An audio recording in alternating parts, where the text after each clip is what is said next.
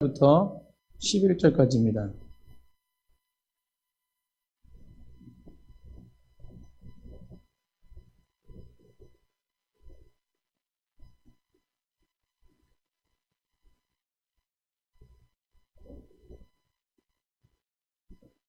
호세아서 11장 8절부터 11절까지입니다.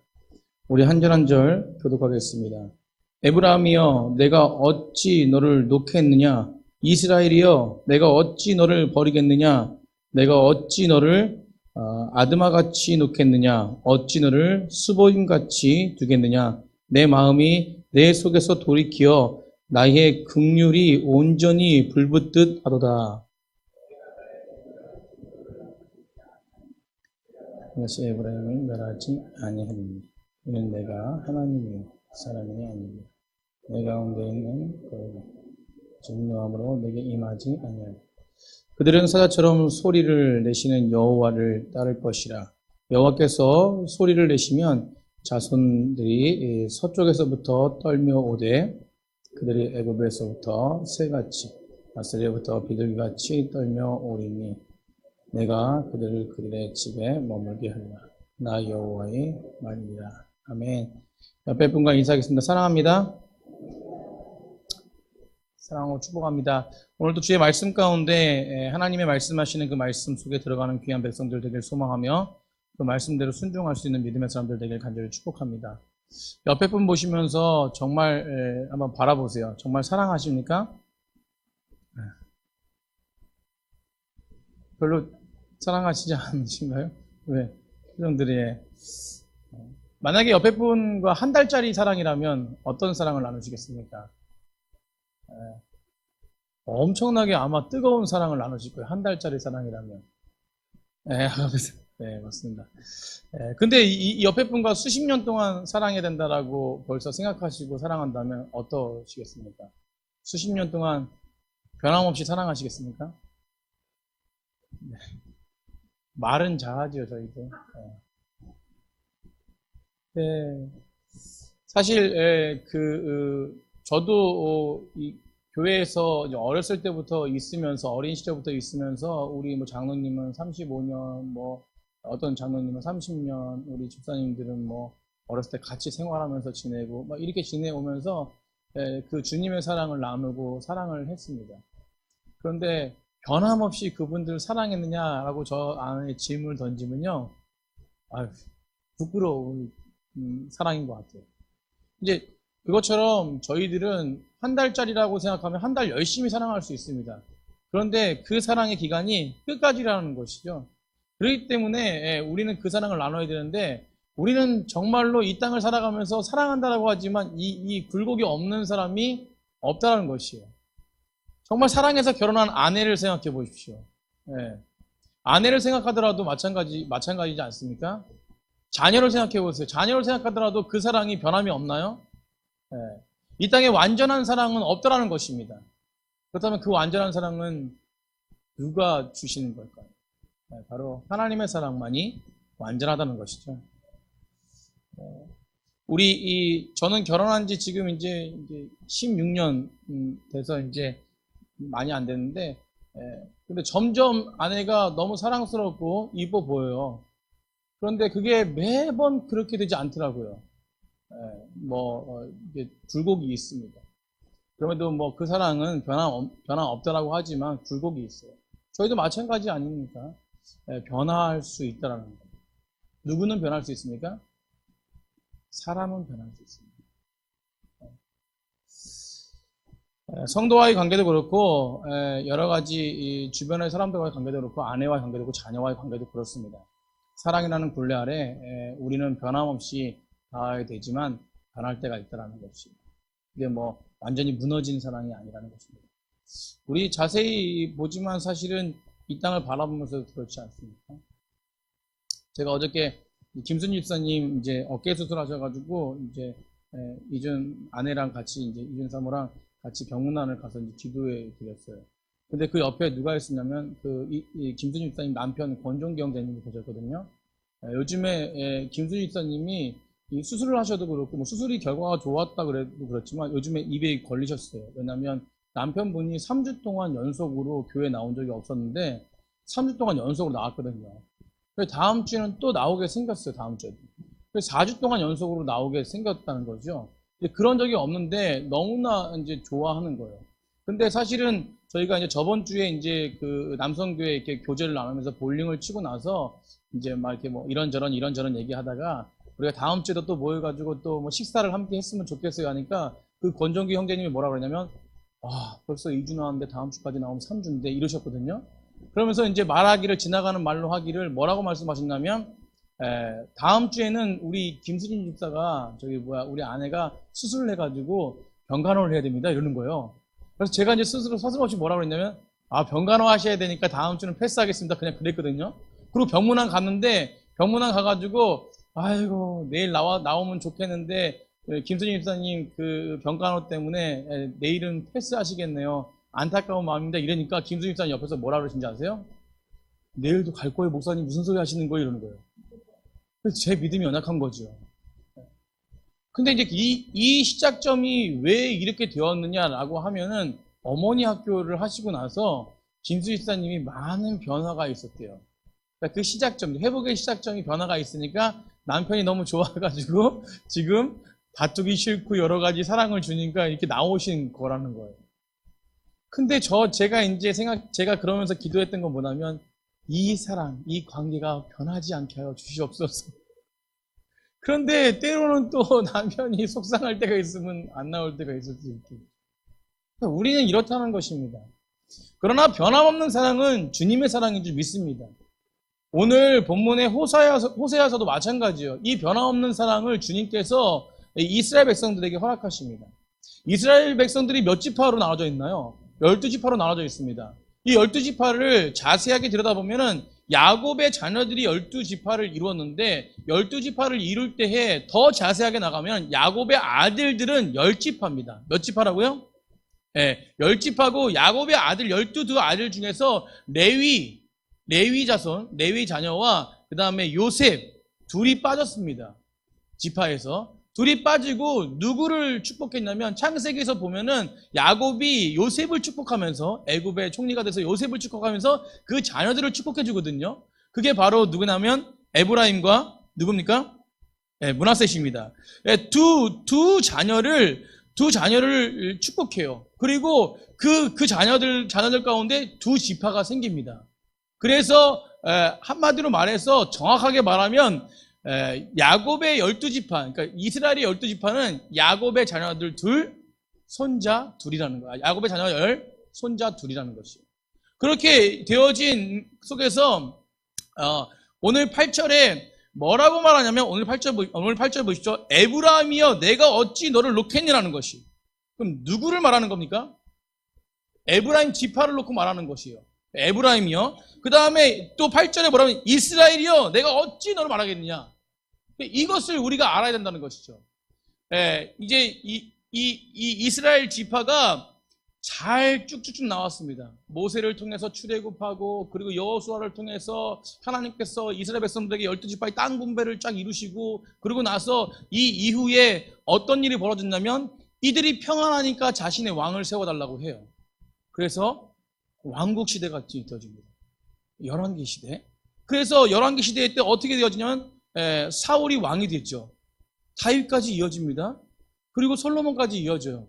솔로몬 때 두 왕국으로 나눠집니다. 북왕국이랑 남유다로 나눠져요. 그죠?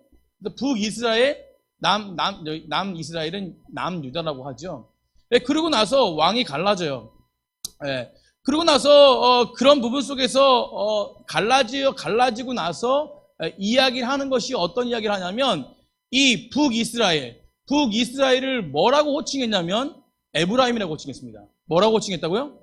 에브라임. 왜 에브라임이라고 했냐면 에브라임이 가장 강력한 지파였기 때문에 그 북이스라엘 10지파가 모였는데 북이스라엘은 10지파가 모였는데 그 지파를 갖다가 뭐라고 했냐면 에브라임이라고 했어요. 그럼 북이스라엘을 호칭을 하나님께서 뭐라고 하냐면 에브라임아라고 했다는 것입니다.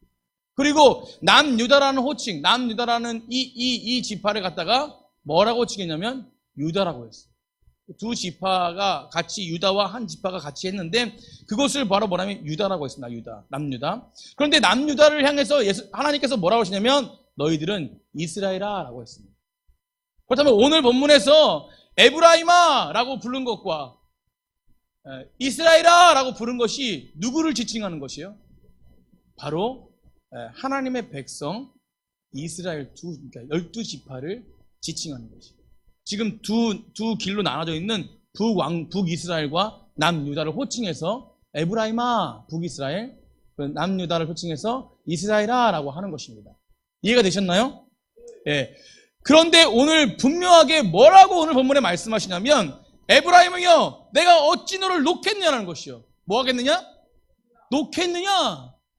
그러면 이 반문대로 놓겠느냐라는 놓지 않겠다는 얘기잖아요. 그죠? 예, 북이스라엘 그러니까 한마디로 에브라임을 놓지 않겠다는 것입니다. 그리고 또 이어서 뭐라고 이스라엘아 내가 어찌 너를 뭐 하겠냐? 버리겠느냐는 거예요. 그럼 어찌하여가 붙었기 때문에 버리지 않겠다라는 것이죠. 그럼 현재 이 이스라엘은 어떤 모습에 서 있냐? 장로님 말씀하신 타락했어요. 이 호세아 시대는 이 북이스라엘의 심판을 이야기하시고 심판을 할 수밖에 없는, 그래서 이 전에 계속해서 호세아에서 그 북이스라엘과 남유다의 그 타락, 특별히 북이스라엘의 완전 타락에 대해서 계속 고발하고 계속 돌아와라 그러고 계속해서 너희들 회복해야 된다고 얘기하고 계십니다. 그런데 오히려 하나님께서 뭐라고 하세요? 에브라임아 내가 너를 놓겠느냐? 그 다음에 이스라엘아 내가 너를 뭐 하겠느냐? 버리겠느냐? 라고 하는 거죠. 사랑하는 성도님들, 이 부분 속에서 하나님은 정말 크신 사랑을 나타내고 있는 것입니다. 절대 버리지 않는다는 것이에요.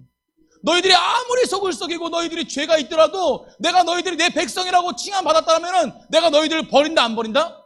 안 버린다는 것입니다. 절대 나는 너를 버리지 않겠다라는 것이에요. 우리에게도 오늘 말씀하십니다. 절대 너를 버리지 않겠다. 그래도 남유다는 그래도 형편이 좋았어요. 그래도 하나님께서 이렇게 예수님 줄기로 해가지고 굉장히 이렇게 선한 왕들을 세우셨습니다. 그런데 북이스라엘은 완전 다 악한 왕들이에요. 북이스라엘은 심판받을 수밖에 없는 거예요. 그렇다면 하나님이 보실 때, 사람들이 볼 때, 판단할 때 북이스라엘은 나쁜 민족들. 그래도 남유다는 그래도 하나님 보시기에 좀 그래도 아름답게 행동하려고 했던 민족들. 그러니까 이제 사람들 눈 보기에는 얘는 나쁜 놈, 얘는 뭐예요? 좋은 놈. 이렇게 되는 거예요. 그런데 하나님 보시기에는 얘는 나쁜 놈, 얘는 좋은 놈. 이게 구분이 없다라는 것입니다. 모두가 다 내 백성이라는 것이에요. 너희들이 아무리 죄가 있더라도 너희들 백성이라는 것입니다. 올 한해 우리들은 하나님께서 에브라임아 라고 불렀을까요? 이스라엘아 라고 불렀을까요? 따라하겠습니다. 에브라임아. 저 자신한테 말하는 거예요. 저도 자신한테 계속 물어봤습니다. 에브라임아. 이스라엘아. 우리는 어떤 것입니까? 우리 한 해 이제 마지막 연도거든요.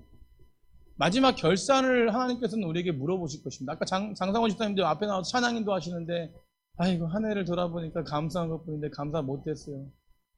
근데 중요한 건요. 깨닫는 게 은혜예요.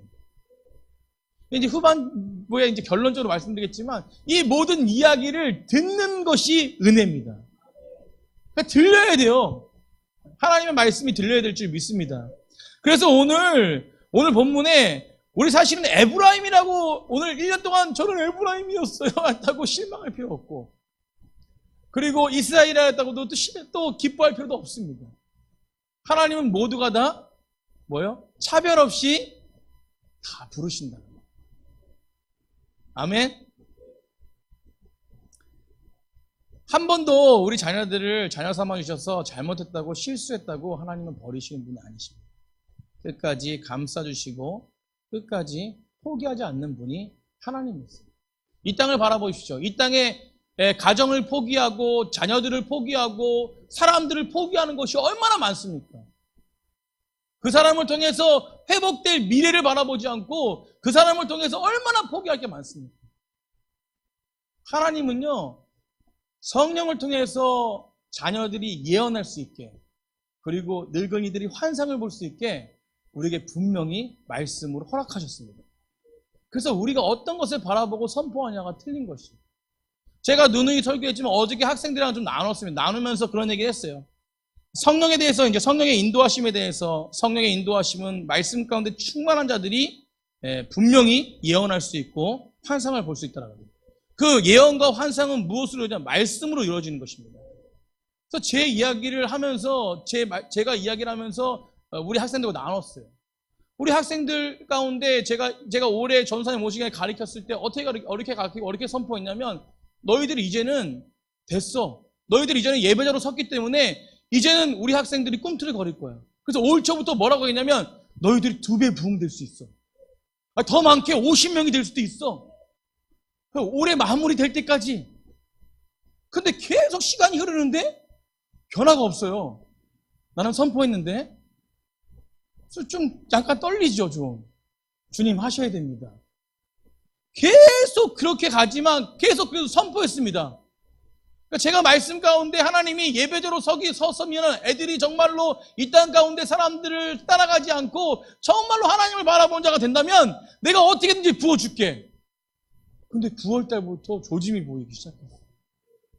고등학교 아이 2명이 왔습니다. 그리고 이제는 되겠다라고 강력하게 더 선포했죠. 이게 바로 시작이다. 근데 그때 제가 어떻게 알았나요? 될 줄? 저는 아무것도 몰랐어요. 믿음으로 말씀 가운데 하나님이 행해주신 그 일들을 바라보며 예언한 것이, 예언이 그냥 뭐 이렇게 감정적으로 아니라 말씀에서 그렇게 되니까 이렇게 될 것이야. 믿자. 기도하자. 그러니까 주님께서 전사님을 보내주셨어요. 그리고 안산에서 아이들이 정확하게 6명이 왔어요. 그래서 지금 2배가 부흥됐어요. 실수 없으신 하나님. 그러니까 우리 넘치는 교회가요, 제가 능력이 있어서 그런 게 아니라 하나님이 능력이 있으셔가지고 선포한 겁니다. 우리 장로님들도 하나님의 능력을 믿고 선포하면 되고, 우리 권사님들도 선포하면 다 이루어지는 것이에요. 그의 나라와 그의 의를 구하는 자들에게 모든 것을 응답시킨다는 것이 바로 하나님의 말씀의 능력입니다. 그럼 뭐 더 잘 돼야지, 뭐 두렵지 않고 못 돼서 두렵고 이런 게 어디 있습니까? 사랑하는 성도님들, 한 해를 들여다보면서요, 포기하지 않으시는 우리 하나님의 은혜를 경험하시는, 또 느끼시는 귀한 백성들 되기를 간절히 축복합니다. 하나님은요, 내버려 두시면 끝이에요. 근데 내버려 두시지 않고 간섭하십니다. 그래서 선지자를 통해서 계속적으로 간섭하세요. 그리고 내가 에브라임 너를 버리지 않겠다. 이스라엘 내가 너를 그냥 놔두지 않겠다라고 얘기하시는 것이, 이것은 바로 간섭입니다. 너 이렇게 하지 않을 거야. 너 이렇게 하지 마. 내가 이렇게 놔둘지 않을 거야. 그래서 우리 부모님들 자녀들한테 뭐 해요? 계속 얘기하잖아요. 너 이렇게 하지 마. 오늘 본문에서 보면요, 마지막에 이제 11장 가면요, 마지막 부분에 11절 가면 밑에 나 여호와의 말이니라. 따라서 나 여호와의 말이니라. 지금까지 말씀하셨는데 또 말씀하세요. 나 여호와의 말이니라. 이것은 뭐냐면 강조하는 것이에요. 뭘 강조합니까? 우리 아이들 혼내킬 때, 아이들 제대로 이렇게 건면할 때 제대로 안 하면 어떻게 합니까? 엄마가 정말 하지 말라 그랬지? 다음부터 정말 하지 마? 이거예요. 그러니까 지금 오늘 말씀에 이거 마지막에 보면 나 여호와의 말이라는 것은 이렇게 된 것을 정말 하지 말라는 것이에요. 우리 담임 목사님은 어렸을 때 저를 혼내시키신 적이 별로 없으세요. 근데 제가 기억에 한 번 비 오는 날 먼지나도록 혼난 적이 있습니다. 네, 진짜 먼지나도록. 근데 그 전에 경고를 하셨어요. 무슨 경고를 하셨냐면, 대기라, 너 한 번만 더 하면 아빠 진짜 화나면 큰일 난다. 근데 한 번도 화내신 적이 없거든요. 맨날 사모님이 화나셨어요. 사모님 화나면 별로 안 무서워. 그런데 이제 담임 목사님이 절대를 몇 번 하셨어요. 저금통에 주님이 보신다고 하셨는데도 계속 정신 못 차리고 한 번 이제 화를 내셨는데, 저는 등치가 목사님보다 더 컸거든요. 고등학교 1학년 때인가 그랬어요. 더 컸거든요. 저는요, 그때 정신이 번쩍 들었어요. 동해에서 서쪽으로 움직이시는 분이 바로 이분이시구나. 그러면서 강조하신 거지만 너 그렇게 하지 말라 그랬지. 아빠가 이렇게 강조했잖아. 근데 왜 말을 안 듣냐. 근데 그 전에 제가 그 음성을 참 확실하게 아버님이 이렇게 동네에서 서로 날아다니시고 이런 분이신 줄 알았다면 진작에 멈췄을 텐데. 저는 그 기억이 한 번 있었어요. 담임 목사님 그리고도 한 번도 안 내셨습니다. 늘 경고만 하셨는데. 근데 그때 고등학교 1학년 때 그때 그게 아니었다면 저는 이 자리에 서지 못했을 거예요. 하나님도 마찬가지시라는 거예요. 간섭하시면요, 따라해봅시다. 은혜다.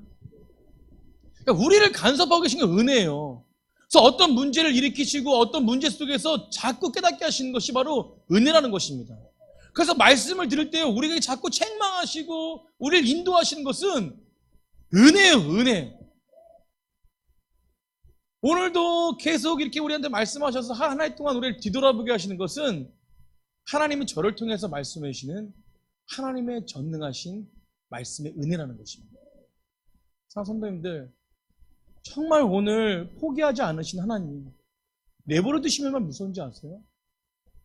모세가요, 저희가 이제 지금 새벽 예배 때 출애굽기를 강의를 계속 하고 있는데, 모세가요, 몇 번이고 깨달아야 되는데 깨닫지 못해요. 깨달았다고 하면서 또 사람들이 또 흔들어 놓으면 또 무너져가지고 저는 말을 할 줄 몰라요. 또 이렇게 하고 몇 번을 반복합니다. 그런데 이 모세를 포기하지 않으시는 분이 누구시냐면 바로 하나님이세요. 그래서 그를 계속 이끄세요. 근데 반대쪽으로 내버려 두시는 사람이 있습니다. 그게 누구냐면 바로예요. 그를 강팍하게 하신 분이 누구시냐면 하나님이세요. 왜냐하면 그는 하나님의 백성이 아니기 때문에 그렇습니다. 근데 하나님의 백성은 내버려 두시는 게 아니라 끝까지 붙드십니다. 아멘? 결과적으로 내버린 당하는 것처럼 보이는 건 뭐냐면 내가 하나님을 버립니다. 하나님은 버리지 않고 끝까지 내 문을 두드리고 계신데 넌 내 자녀야 그러는데 내가 하나님을 버리는 겁니다. 그리고 하늘나라 가면 이제 끝나는 거죠. 그때 후회해도 소용이 없다는 것입니다. 오늘 하나님은 그 부분 속에서 계속해서 말씀하십니다. 어찌하여 내가 너를 놓겠느냐, 어찌하여 너를 내가 버리겠느냐라고 말씀하세요. 오늘 우리에게도 말씀하신다. 내가 너를 버리지 않는다. 내가 너를 놓아주지 않는다. 우리에게도 말씀하십니다. 하늘을 뒤돌아보십시오. 하나님의 은혜입니다. 놓아주지 않는 하나님이 계시기 때문에 오늘 이 자리에 서 있는 것이고, 놓아주지 않는 하나님이 계시기 때문에, 버리지 않는 하나님이 계시기 때문에 우리가 이 자리에 있는 줄 믿습니다. 우리 옆 사람과 그렇게 인사했으면 좋겠어요. 11개월 동안 주님이 열심히 일하셨습니다. 아멘. 하나님은 이런 분이십니다. 그래서 뒤에 내가 어찌 너를 아드마같이 놓겠으며 어찌 너를 스보임같이 두겠냐. 아드마와 스보임은 한마디로 어떤 지역입니다. 지역인데 어떤 지역이냐면 창세기에서 말씀하시는 소돔과 고모라를 멸망하실 때 그때 조그만 소규모의 지역까지 다 멸망하셨거든요. 그 지역이에요. 그러면 오늘 특별히 왜 창세기에서 말씀하시는 대표적인 우리가 잘 알고 있는 소돔과 고모라처럼 내버려 두지 않겠다라는 말씀을 하지 않으시고 왜 적은 것을 가지고 이야기하시냐는 것이에요. 하나님은 나라를 통치하시는 분이시지만 적은 나라도 통치하신다는 것이에요. 그러면 오늘 우리에게 적용할 것은 무엇이냐면 나라를 이야기하고 계시지만 호세아, 지금 이스라엘의 에브라임 지파와 그 에브라임이란 나라, 북이스라엘과 이스라엘, 남유다는 그 나라를 지칭해서 얘기하시고 그 뒤에 곧바로 누구를 지칭하시냐면 개인을 위해서, 소규모의 개인을 위해서 이야기하시는 것입니다. 이것은 무엇이냐면 하나님은 죄를 그냥 넘어가시는 분이 아니시랍니다. 그렇기 때문에 너희들 죄 가운데 있지 말고 하나님의 긍휼 가운데 거하는 것이죠. 내버려두지 않으시고 버리지 않으시는 그 긍휼 가운데 너희 개개인도 서 있어야 된다는 것입니다. 나라만 서 있는 게 아니라 너희 개개인도 그 안에 서 있어야지만이 하나님의 긍휼하심 속에 너희들이 깨달을 수 있다는 것이에요. 그래서 이것은 모두가 다 그 뒤에 나오는 내 마음이 내 속에서 돌이키어 나의 뭘로? 나의 긍휼이 온전히 불붙듯 하도다. 이 긍휼을 강조하시기 위해서 이전에 이 말씀을 하시는 것입니다. 불 붙는다는 게 무엇이에요? 불 붙으면 어떻게 해요? 저희 교회, 아니 교회가 아니 교회 불 붙으면 안 되죠? 저희 집에 불 붙었다 그러면 어떻게 됩니까? 저희 가족들은? 불이야! 외쳐야 됩니다. 빨리빨리 해야 돼, 빨리빨리 불이야 외쳐야 돼요. 삼손이 그 동물이 무슨 동물이죠? 사슴인가요? 지금 동물이. 하여튼 삼손이 300 마리에 되는 사슴인가 뭐의 꼬리, 예? 여우. 여우 맞습니다. 여우를 갖다가 꼬리에 불을 붙여요. 지금 이제 말씀이 생각나서. 꼬리에 불을 붙여가지고, 하나님의 심판을, 그 밭을 심판합니다. 그러면서 이 여우가 다니면서 뭐 하냐면, 꼬리에 불 붙은 걸 어디다 붙여요? 밭에다 붙이는 거, 밭에다. 예, 밭에다 붙여요. 막 뛰어다니면서. 근데 그 꼬리에 불 붙으니까 얘가 가만히 있는 게 아니라 막 뛰어다녀. 밭에 막 뛰어다니는 거 막. 지금 급한 거죠. 불 붙어가지고, 불을 끄려고. 근데 불을 뭐 하고 있어, 더? 붙이고 있어. 근데 하나님이 오늘 이 말씀은 뭐냐면, 불이 붙었다는 것은 뭐냐, 불 붙듯이, 이것을 말하면 너무 급하다는 것이에요. 너희들, 긍휼이 너희들이 빨리 임해야 돼. 아멘? 지금 우리 10년 가운데 하나님은 빨리 임해야 돼. 너희들 빨리 깨달아야 돼. 주님 말씀 빨리 붙잡아야 돼. 라고 이게 불 붙듯이라는 거예요. 불 붙듯이. 긍휼이 우리 가운데 임했을 때 모든 것을 깨달을 수 있더라는 거예요. 하나님의 긍휼이 있을 때 너희들 가운데 심판이 사라질 수 있다는 것입니다. 에브라임은 북이스라엘은 망합니다. 그런데 하나님이 영원히 망하게 하셨을까요? 남유다도 망해요. 망한다는 말이 뭐 그런 말이 아니잖아요. 얘네들은 이스라엘 백성들 망하는 게 아닙니다. 잠시 망한 것처럼 보이는 거예요. 그리고 어떻게 하십니까? 하나님께 다시 부르세요. 이게 하나님들 백성에게 하시는 말씀이에요. 그래서 오늘 심판이 에브라임에게도 임했지만 그 심판은 영원한 심판이 아니라는 거죠. 깨닫게 하시는 하나님의 긍휼의 은혜라는 것입니다. 이 긍휼하심을 통해서 하나님은 공의의 심판과 두려움, 하나님은 이런 분이시라는 것을 나타내시는 것이죠. 그래서 너희들 당당하게 다시 돌아와라고 하시는 것입니다. 그래서 9절에도 말씀하시는 거예요. 9절에도 뭐라고 말씀하시냐면 내가 나의 맹렬한 진노를 나타내지 아니하며 내가 다시 에브라임을 멸하지 아니하리다. 이것은 뭐냐면 긍휼이 온전히 빨리 너에게 임한다면, 너희들이 깨닫는다면 이렇게 너희를 멸망하지 않을 것이라는 것입니다. 내가 하나님이요 사람이 아니기 때문에 이 일을 할 수 있다는 것입니다. 아멘. 하나님은 스스로 계신 분이십니다. 하나님은 우리의 창조주십니다. 그분이 하시는 것이에요. 그래서 내 가운데, 9절에 내 가운데 있는 거룩한 인이 진노함으로 내게 임하지 아니하리라 라는 것입니다. 약속하셨습니다. 그래서 그 하나님의 은혜로 말미암아 우리가 올해 11월까지, 올해 12월 남았지만 이 올해 2019년도 은혜로 올 수 있었던 것입니다. 인정하십니까? 우리 고백해보세요. 하나님 때문에 은혜로 이 자리까지 왔습니다. 아멘. 그래서 우리는 주님이 하셨습니다라고 고백하는 백성들이 되어야 될 줄 믿습니다. 더 나아가서 이제 그들의 사자처럼 소리내시는 여호와를 따라설 것이요, 여호와께서 소리내시면 자손들이 서쪽에부터 떨며 오고 그들이 애굽에서 새같이 아수르에서부터 비둘기같이 떨며 오리라. 내가 그들의 집에 머무르게 하리라. 이 모든 부분들은 하나님이 압제당한 이스라엘을 통해서 구원하신다는 의미입니다. 그래서 내가 너희를 이렇게 건졌던 것처럼 내가 너희에게 긍휼을 부어서 너희들을 절대 멸망의 길로 가지 않고 너희를 인도할 것이라는 것이. 그래서 내가 너를 어찌하여 놓겠느냐? 내가 너희 어찌하여 버리겠느냐?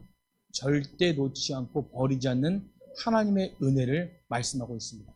그래서 아까도 말씀했듯이 11절 마지막에 나 여호와의 말이냐? 제발 좀 내 말 좀 들어. 제발 좀 내 말 좀 기억해. 라고 말씀하시는 것이죠. 우리 마지막 한 달 남았는데 이 한 달 동안 예수님 탄생하심을 다시 한번 기억하며 주님의 말씀에 귀가 들리게 간절히 축복합니다. 오늘 이 말씀으로 마치겠습니다. 호세아 이야기를 좀 하고 싶습니다. 호세아는 하나님으로부터 강제적으로 결혼한 사람. 그죠? 누구랑 결혼했습니까? 음행한 여자, 고멜이랑 결혼했죠. 하나님 일부러 결혼시켜. 호세아가 하루 속상해가지고 맨날 집 나가서 남자들 만나고 다니니까 돈을 줘가면서 다시 데릴 거예요. 근데 이 고멜은 또 어떻게 합니까? 또 나가버려요. 이 고멜이랑 자녀를 낳아요. 호세아가 이 고멜이랑 자녀를 낳습니다. 첫째 아들의 이름이 뭡니까? 이스라엘은. 이스라엘은 어떤 곳이냐면 북이스라엘 중에 가장 악한 아합 왕과 이세벨이 그곳에서 죽었어요. 저주의 땅이랑 마찬가지입니다. 그럼 첫째 아들이 뭐예요? 고멜과 결혼한 호세아가 난 첫째 아들이 저주의 아들이에요.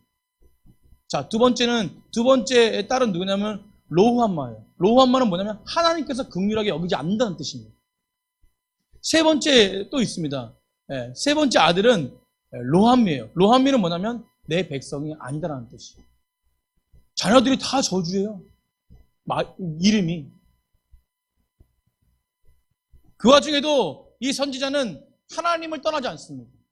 하나님 말씀 가운데 늘 순종해요. 그런데 이 호세아가 사실 구약에서 이야기하는 호세아의 예표는 바로 예수 그리스도입니다. 호세아의 이름이 무엇이냐? 이름의 뜻이 뭐냐? 바로 구원이라는 거예요. 아멘? 그렇다면 호세아가 예수님이라면, 호세아가 예수님을 예표한다면 호세아는 어떤 것입니까? 희생적인 사랑이에요. 고멜을 구원하기 위해서 고멜같이 죄인, 음란한 여자를 통해서 음란을 품고 호세아가 사들인 것입니다. 그 일부러 결혼한 것이. 우리는 신부죠. 예수님은 신랑이십니다. 우리는 결혼으로 많이 비유해요. 교회도 마찬가지죠. 마지막 때에 바벨론 음료에게 승리하는 어린 양의 교회, 그것은 바로 새 이스라엘이거든요. 그것은 바로 교회입니다. 요한계시록에. 그런데 그 부분 속에서 말씀하시는 이유, 그 한 가지는 뭐냐면 이 모든 부분, 죄 많고 그리고 저주받는 땅에 이름으로 돼 있고 너는 영원히 긍휼할 수 없어, 구원받을 수 없어, 그런 사람들이 원래 누구였습니까? 저희들이었잖아요. 근데 호세아는 그 말씀 속에서 예수님을 예표하면서 그들을 품고 그들을 긍휼히 여기며 끝까지 하나님의 말씀을 선포하는 자로 세웠다는 것이죠. 이것이 바로 하나님의 마음이라는 것이죠. 오늘 말씀을 마치면서요, 하나님은 여전히 우리에게 에브라임이여 내가 어찌 너를 놓겠느냐, 이스라엘이여 내가 어찌 너를 버리겠느냐 말씀하십니다. 야 대기라, 내가 너를 어찌 버리겠느냐, 내가 올해 한 해 동안 너를 어찌 내가 놓겠느냐 라고 말씀하시는 거죠. 우리 각자에게 이름을 외치십니다. 내가 너를 어찌 놓겠느냐. 너 환경 상황 다 알지.